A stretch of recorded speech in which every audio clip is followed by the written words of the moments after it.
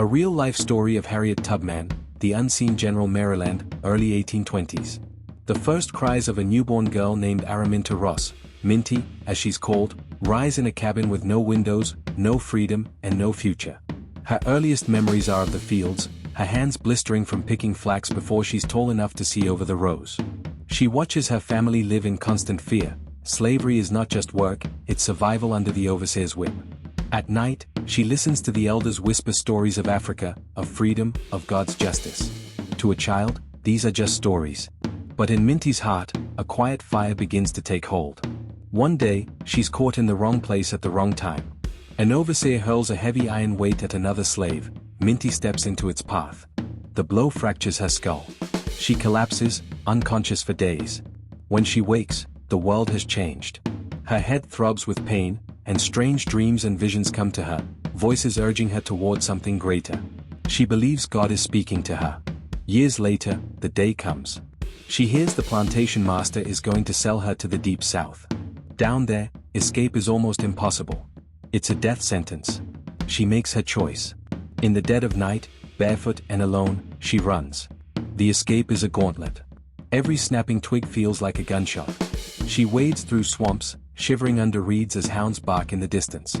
The reward for her capture grows each day she's gone. But she is not entirely alone. Along the way, she meets strangers willing to risk their lives: Quakers, free black families, farmers with hidden cellars.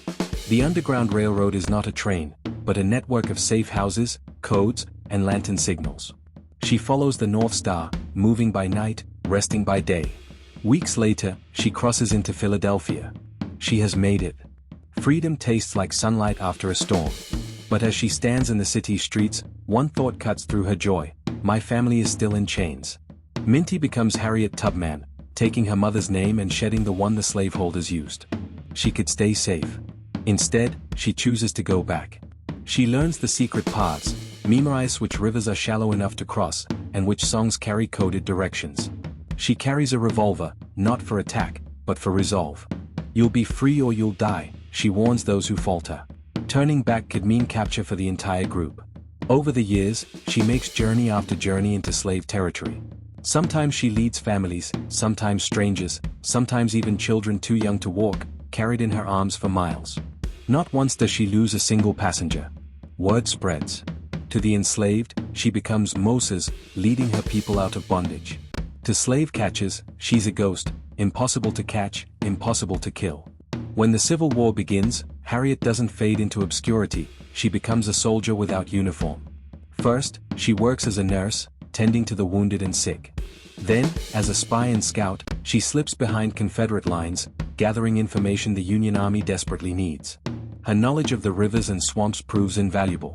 In 1863, she leads the Combahee River Raid, a nighttime operation where Union forces, guided by Harriet, destroy Confederate supply lines and free more than 700 enslaved people in a single night. It is the first time in U.S. history that a woman commands an armed military expedition. The war ends. Slavery is abolished. Harriet has given her youth and health to the cause, but she is far from finished. She fights for women's suffrage, works to provide housing for the poor and elderly, and opens her own home to those with nowhere else to go. She never grows rich, never seeks glory, but dies knowing she has lived her mission.